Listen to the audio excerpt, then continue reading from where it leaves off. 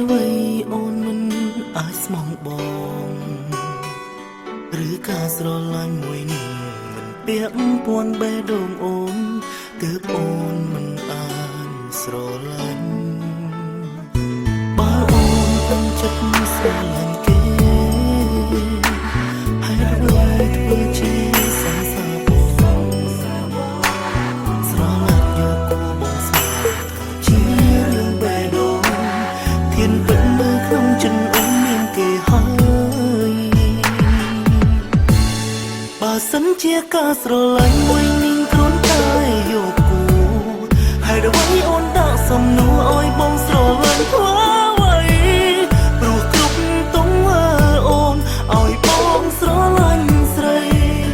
ហើយគិតថាស្រីអូនក៏ស្រឡាញ់បងដែរអូនស្រឡាញ់គេហើយអ្វីអូនមិនប្រាប់បងអូនស្រឡាញ់បងគឺដើម្បីតែស្គាល់គេជ្រុលខ្លួនធ្វើមនុស្សស្មងមិនចង់លះមងស្នេហ៍ឬព្រោះគេទើបអូនធ្វើជាស្រឡាញ់បងយកគូ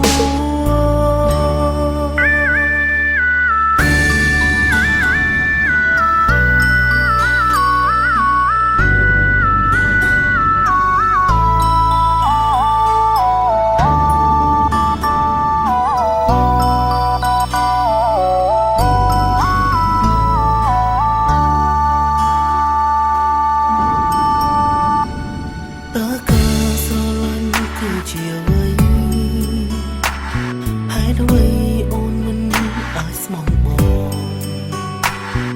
ឬការស្រឡាញ់មួយនេះមិនពាក់ព័ន្ធបេះដូងអូនទើបអូនមិនអាចស្រឡាញ់បើអូនពេញចិត្តស្រឡាញ់គេហើយអ្វីធ្វើជាសង្សារបងស្រឡាញ់យកគូបងស្មាជារឿងបេះដូងធានពិតនៅក្នុងចិត្តអូនមានគេហើយបើសិនជាការស្រឡាញ់មួយនឹងគ្រាន់តែយកគូ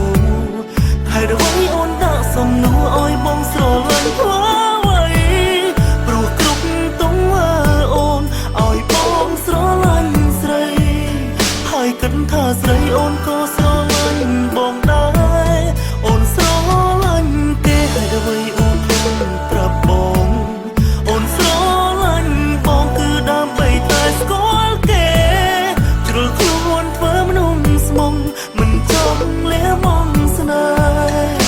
ហ៍ឬព្រោះគេទើបអូនធ្វើជាស្រឡាញ់បងយក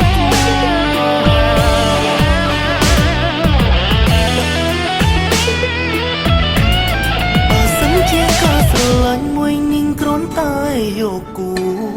ហើយអ្វីអូនដាក់សំណួរឲ្យបងស្រឡាញ់ធ្វើអ្វីព្រោះគ្រប់ទង្វើអូនឲ្យបងស្រឡាញ់ស្រីហើយគិតថាស្រីអូនក៏ស្រឡាញ់បងដែរអូនស្រ